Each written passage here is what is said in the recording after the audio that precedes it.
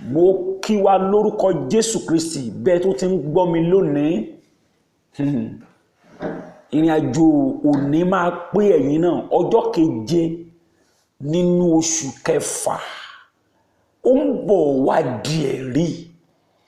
Ó ń bọ̀ wá dorin tuntun. Ó ń bọ̀ wá di ayẹyẹ ni Olúwa wí látẹnu mẹ́sáyé yín.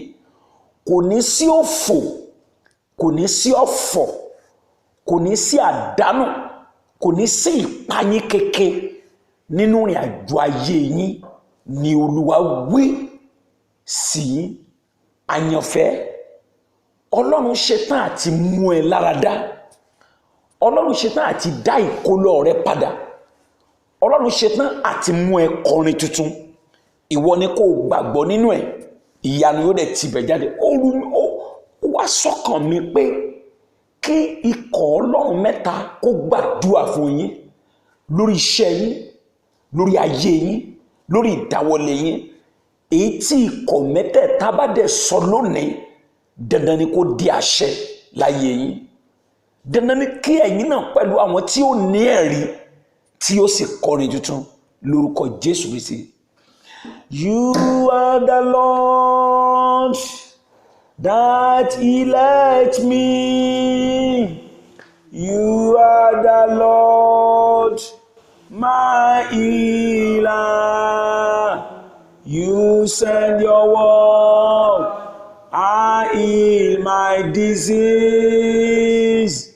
You are the Lord, my healer. You are the Lord that elect me. You are the Lord, my healer. You send your word, I heal my disease. You are the Lord, my healer. Gbé ọwọ́ ọ̀tún lé orí ẹ. Mo gbàdúrà fún arákùnrin tàbí arábìnrin tó ń gbọ́ mi lọ́wọ́lọ́wọ́. Kò ní ṣe orílẹ̀-èdè tó wù kí ẹ ti ń gbọ́ mi.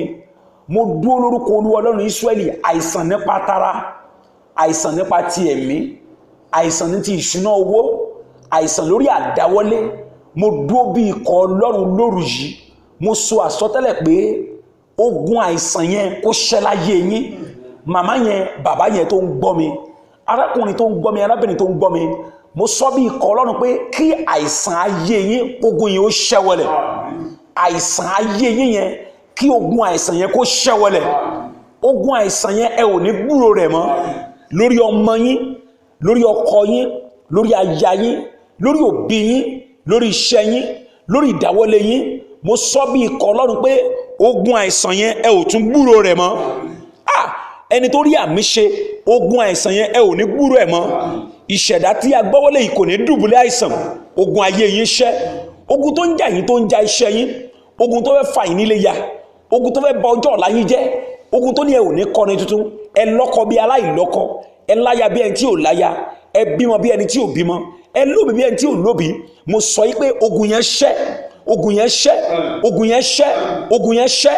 Ogun yẹn ṣẹ́. Ogun yẹn ṣẹ́. Ogun yẹn ṣẹ́. Ogun yẹn ṣẹ́. Ogun yẹn ṣẹ́. Ogun yẹn ṣẹ́. Ogun yẹn ṣẹ́. Ogun yẹn ṣẹ́. Ogun yẹn ṣẹ́. Ogun yẹn ṣẹ́. Ogun yẹn ṣẹ́. Ogun yẹn ṣẹ́. Ogun yẹn ṣẹ́. Ogun yẹn ṣẹ́. Ogun tí òjò oróyún ní. Ogun tó mú kóyún máa jò mọ́ ẹ lára. Ogun tó ń takò ẹ lọ́dọ̀ olóore. Ogun tí òjò orí ìrànlọ́wọ́ gbà. Ogun tó jẹ́ kó kàwé kó má ní ìwé ẹ̀rí. O tó wà nídàlẹ̀ orí ìwé ìgbélú. Mo sọ lórúkọ Ọlọ́run sọ ni pé láàárọ̀ yìí ogun yẹn ṣẹ́. Ogun yẹn ṣẹ́. Ogun yẹn ṣẹ́. Ogun yẹn ṣẹ́. Ogun yẹn ṣẹ́. Ogun yẹn ṣẹ́. Ogun yẹn ṣẹ́. Ogun yẹn ṣẹ́. Ogun tí òjò ní ìkan ayọ̀. Ogun tí ò jẹ́ kí ọjọ́ ayọ̀ ọmọ kó ṣojú ẹ̀mí. Ogun tó yẹ ọjọ́ ayọ̀ àwọn ọmọ rẹ. Mo ní báyìí l'Olúwa wí látẹnu mi. Ogun yẹn ṣẹ́. Ogun yẹn ṣẹ́. Ogun yẹn ṣẹ́. Ogun yẹn ṣẹ́. Ogun yẹn ṣẹ́. Ogun yẹn ṣẹ́. Ogun yẹn ṣẹ́. Ogun yẹn ṣẹ́. Ogun yẹn ṣẹ́. Ogun yẹn ṣẹ́. Ogun tó mú kó máa sunkún àsunrìn. Ogun tó mú kó máa fi gbogbo òru sunkún tó rí oorun sùn. Mo ní ogun yẹn ṣẹ́. Ogun yẹn ṣẹ́. Ogun yẹn ṣẹ́. Ogun yẹn ṣẹ́. Ogun yẹn ṣẹ́. Ogun tó gba àlàáfíà sọnù mọ́ ẹ lọ́wọ́. Ogun tó gba yọ̀ mọ́ ẹ lọ́wọ́. Bí o bá rí àmì ṣe, ogun yẹn ṣẹ́. Ogun yẹn ṣẹ́. Ogun yẹn ṣẹ́. Ogun yẹn ṣẹ́. Ogun yẹn ṣẹ́. wọ́n ní gbàdúrà fún màmá kan tó ń gbọ́ mi níbi tí ẹ̀tọ́ rẹ̀ á sí ọwọ́ Ọlọ́run gbà jáde àṣẹ ọ̀run kó gorí ẹ̀ bẹ́ẹ̀ ló ṣe máa rí Jésù Olúwa wa. Amen. Ní orúkọ Jésù. Ní orúkọ Jésù. Ní orúkọ Jésù. Àmín Jésù. Ọwọ́ Olúwa yá kó mú yín lára dá. Àmín. Nípa àìsàn tẹ́ wà, ọwọ́ Olúwa kó mú yín lára dá. Àmín. Ọwọ́ Olúwa yá kó gbé yín ró. Àmín. Ọwọ́ Olúwa yá kó wò yín sàn. Àmín. Ní orúkọ ọwọ́ Olúwa yá kó wò yín sàn. Àmín. Ní orúkọ ọwọ́ Olúwa yá kó wò yín sàn. Àmín. Ní orúkọ ọwọ́ Olúwa yá kó wò yín sàn. Ní orúkọ ọwọ́ Olúwa yá kó wò yín sàn. Mo ní kẹkọrin titun. Ní orúkọ Jésù mo ní kẹkọrin titun. Ní orúkọ Jésù mo ní kẹkọrin titun. Ní orúkọ Jésù mo ní kẹkọrin titun. Ìrìnàjò ní á padà jásẹ̀ rí. Ní orúkọ Jésù ó máa jásẹ̀ rí. Ní orúkọ Jésù mo ní ó máa jásẹ̀ rí. Ọwọ́ Olúwa yá kó gbé yín ró. Ọwọ́ Olúwa yá kó gbé yín ró. Ohun tó kàn nínú ìrìnàjò ọwọ́ Olúwa yá kó mú yín rìn. Ní orúkọ ọwọ́ Olúwa yá kó mú yín rìn. Ìrìnàjò yín ní orúkọ ní màmá bọ́ mọ́ wá. Ní orúkọ Jésù kò ní màmá bàbá mọ́ wá. Ní orúkọ Jésù kò ní màmá mọ́ wá. Ọwọ́ Olúwa yá kó ṣe ohun tó kàn. Ògo ni fún Olúwa lókè ọ̀run. Jésù. Jésù wípé òun ni àjíǹde àti ìyè ẹnikẹ́ni tó bá wá sí ọ̀dọ̀ tòun ó ló máa rí ìyè. Mo gbàdúrà fún gbogbo ẹni tó ń gbọ́ ohùn yìí láàárọ̀ yìí lórí àkéte àìsàn yẹn ó yá ẹ gba ìyè. Gbogbo ẹ̀yà ara yín tó ti kú kó gba ìyè.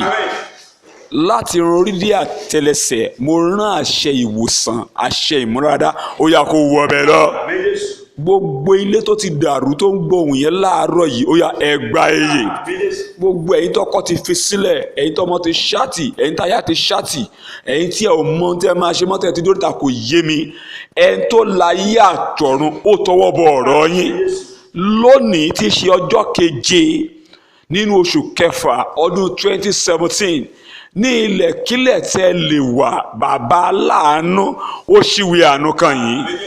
Bàbá aláàánú ó ṣíwèé àánú kàn yín. Bàbá aláàánú ó ṣíwèé àánú kàn yín. Mo gbàdúrà ẹ̀gàn tó ẹ ti ń gbé kiri nì lówùrọ̀ òní ọwọ́ agbára Ọlọ́run ó yí padà. Jésù wí fún obìnrin yẹn pé má sunkún mọ́ lónìí ohun tó ń pọ̀ ọ́ lẹ́kún ó yá kó di ẹ̀rín. Kí ilẹ̀ òní ó tó ṣú mo gbàdúrà wàá pe ìránṣẹ́ Ọlọ́run padà wàá ṣí a testimony bó ṣe máa rí nìyẹn bó ṣe máa rí nìyẹn bó ṣe máa rí nìyẹn. Alágbára nílé yín tó lóòní bọ́ ọ̀run lùpọ̀ ọ̀run lùbalẹ̀ ẹni tó lóun ò ní fi Ọlọ́run sílẹ̀ ọ̀run gbèdè. Mo gbàdúrà bó o ti ń gbóhùn yìí lóòrọ̀ òní ìwé ìrántí sí àṣekọ̀ níbi iṣẹ́ tó ti ṣá ọtí níbi iṣẹ́ táwọn ti promote yẹ torí pé ó gbọ́ ohun Ọlọ́run gbọ́ tó sì ń gbọ́ ohun yìí lórúkọ àrántí ẹ̀ sí rere bó ṣe máa rí nìyẹn wàá ṣí a testimony Jésù Kristi Olúwa wa. Àmín àmín àmín lórúkọ ẹ wò ó màmá tó ń gbọ́ mi bàbá tó ń gbọ́ mi orílẹ̀-èdè kórílẹ̀-èdè tó ti máa gbọ́ mi lọ́wọ́lọ́wọ́ mo sọ pé wàá lọ́jọ́ ayẹyẹ wàá kọ orin tuntun wàá kọ orin tuntun wàá kọ orin tuntun torí àdúrà rẹ Olúwa máa gbọ́ ẹ̀bẹ̀ àdúrà rẹ la ó dá lóhùn ìyanu yẹn la ó fi lé ẹ lọ́wọ́ yẹ̀yẹ́ rẹ yóò di ayẹyẹ bẹ́ẹ̀ ló ṣe máa rí lórúkọ Jésù Kristi Olúwa wa àmín àmín lórúkọ Jésù. Àyànfẹ́ gbàgbọ́ nínú àdúrà ìyanu yóò ti bí àdúrà jáde. Mo bẹ̀ ọ́ mo rọ̀ ọ́ àdúrà ni kò jẹ́ kájọ múra sí nínú àdúrà gbígbà nípa àdúrà gbígbà ni ìyanu yóò ṣẹlẹ̀. Má sáré kiri wá tí ò sọnù kiri àdúrà ni kò jájọ wáyè fún kí Ọlọ́run kó sì ṣe nínú ayé tiẹ̀. Ó ṣe nínú ayé àwọn kan lánàá tí à ń gbọ́ nípa wọn lónìí jẹ́ kó ṣe nínú ayé tiẹ̀ náà kí a lè ti ara rẹ̀ yin Olúwa lógo. Mo ń gbàdúrà ilé tó ń dàrú yẹn kí Ọlọ́run kó pàṣẹ àlàáfíà síbẹ̀ kí nǹkan ayọ̀ yín má ṣe di once upon a time mọ́ yín lọ́wọ́ mọ́ lórúkọ Jésù Kristi Olúwa wa àmín.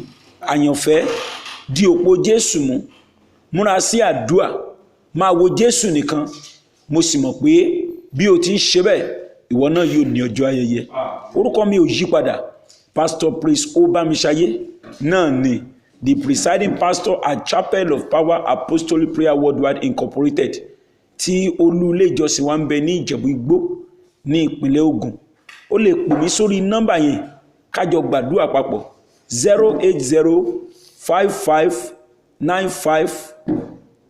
08055951129. Once again 08055951129. Tó o bá wá pè tí mi ò bá gbé, ó lè jẹ́ àkókò tí mo ń ṣiṣẹ́ Olúwa lọ́wọ́ tàbí tí mo ń cancel lọ́wọ́ tàbí tí mo níwọ̀n tó tí mo ń ṣe. Tó bá ti pè tí n bá ti gbé, ó lè fi mẹ́sẹ̀jì ránṣẹ́. Nígbà tí mo bá ṣe tán màá lè láǹfààní àti àtẹ́nisí yín. Ẹ̀yin tẹ́ wà lókè òkun tẹ́ ń pè, nígbà míì tẹ́ bá ti pè, nọ́mbà Nàìjíríà ló máa ń gbé wá, kì í jẹ́ ká mọ ẹni tó pè. So tẹ́ bá ti pè tí n bá ti gbé, ẹ fi mẹ́sẹ̀jì ránṣẹ́ pẹ̀lú nọ́mbà yín tí mo mọ̀, á sì dára fún yín. Wá làkàkà kó máa fi iṣẹ́ ìránṣẹ́ nígbà gbogbo ránṣẹ́ sí gbogbo àwọn kọ́ńtàtì ẹ lórílẹ̀-èdè àgbáyé. Mo sì gbàdúrà lórúkọ Ọlọ́run sọ́lẹ̀ pé bí o ti ń ṣe, a ó kéde ìwọ náà, a ó polongo rẹ, ó sì ní ọjọ́ ayẹ. Má wàá gbàgbé pé láìpẹ́ yìí ìwọ náà yóò ní ẹ̀rí, torí a ó daṣọ àṣírí bò ọ́, ó kọrin tuntun. Ẹ̀yin tẹ́ wà lókè òkun, a ní ìmọ̀lára tẹ́ ń là kọjá tí ẹ̀ ń dojúkọ, ṣùgbọ́n bí Olúwa ti ń bẹ tí ẹ̀mí ń bẹ, ìlú yẹn orílẹ̀-èdè tẹ́ wà yẹn á pé yín, ẹ kéré oko délé, ẹ ní ti àjògbé sájò, ẹ ní rásájò, ẹ ní ogun deportation, wọn ní fi òkú yín ránṣẹ́ sílé, bẹ́ẹ̀ ni nǹkan ayọ̀ yóò ní sọnù lÓlúwa wí. Bákan náà mo fi àkódúpẹ́ lọ́gbọ̀ ẹ̀yin tẹ́yin náwó sí wa, sílé kan sílé méjì yín tẹ́ fi ránṣẹ́ náà níṣẹ́ Olúwa fi ń tẹ̀síwájú níbí. Mo dẹ̀ gbàdúrà pé ibi tẹ́ ẹ ti mú àgbà náà ò ní wọbẹ̀, ikú ò ní wọbẹ̀, ìjì ò ní wọbẹ̀, ẹ ní ṣaláì ní ohun tó dára. Ọlọ́run ìpè yìí yóò tì yín lẹ́yìn sí. Ọ̀pọ̀ yín ni ò rí wá rí, ṣùgbọ́n tẹ́ gbàgbọ́ nínú iṣẹ́ ìránṣẹ́ wa. Mo wá sọ pé Ọlọ́run yóò yan áńgẹ́lì abánirẹrù ẹni, á yàn tì yín, á sì rọ̀ yín lọ́rùn. Oṣù kẹfà yà pé yín o, á sì jọ kọrin tuntun lórúkọ Jésù Kristi Olúwa wa àmín. Ìpàdé alágbára kan ń bọ̀ ní ọjọ́ keje oṣù keje. Ọjọ́ wo ni mo pè? Ọjọ́ keje oṣù keje. Ó máa milẹ̀, ó máa lágbára. Ìkéde sí nípa rẹ̀ yóò máa tẹ̀ yín létí bó bá ṣe ń jẹ́. Ọjọ́ keje kọ sílẹ̀. Ọjọ́ keje oṣù keje is going to be an encounter with the Creator. Lọ́tọ̀ tí a ń mú ìkorò kúrò nínú ayé àwọn ènìyàn. Ẹ gbàgbọ́ bẹ́ẹ̀. Ọjọ́ yẹn máa lágbára. Ẹ̀yin tẹ́ wà ní ìdálẹ̀, tẹ́ láǹfààní, tẹ́ lè má láǹfààní àti wá. Ẹ sọ fún àwọn èèyàn yín tó wà nílé kí wọ́n ṣe kíni, kí wọ́n wá. Lọ́jọ́ yẹn kedere, à ń bẹ Ọlọ́run kó ràn wá lọ́wọ́ bá a ṣe máa gbé program yẹn live. Táwọn èèyàn máa wò wá lórílẹ̀-èdè àgbáyé. À ń ṣiṣẹ́ lórí ẹ̀ lọ́wọ́ níbí. Mo dẹ̀ mọ̀ pé Ọlọ́run máa fún wa ṣe lórúkọ Jésù Kristi. Á dára, á di ẹ̀rí, á dẹ̀ di ògo. Àwọn kan pè pé àwọn fẹ́ lọ́wọ́ sí ọ̀rọ̀ rédíò program wa. Bọ́lọ́run bá fi sí wọn náà lọ́kàn. Ẹ wo, àwa fẹ́ ṣọ̀nà pé bí a ṣe máa lo gbogbo ẹ̀bùn àtòrí ọ̀fẹ́ tá a bá ní, tá a fi kéde Jésù káàkiri gbogbo àgbáyé. Ìyẹn ní chẹ́lẹ̀ jẹ́ tọ́lọ́run fún wa, bọ́lọ́run bá fi sí ẹ lọ́kàn, tàbí tó lé àìdíà míì tó tún fẹ́ fún wa. Ẹ lè kàn sí mi lẹ́yìn. You can see me Nicodemously. Then we discuss it. Á dẹ̀ dára fún yín lórúkọ Jésù. Mo mọ̀ pé láìpẹ́ èmi àti ẹ̀yin á pàdé lókè. I remain your pastor on this social media, Pastor Praise Obamisaye, the presiding pastor of Chapel of Power Apostolic Prayer Worldwide. I believe in you. I believe in your vision. I believe you are going somewhere. And we will not stop praying for you and praying with you till you get there. God bless you.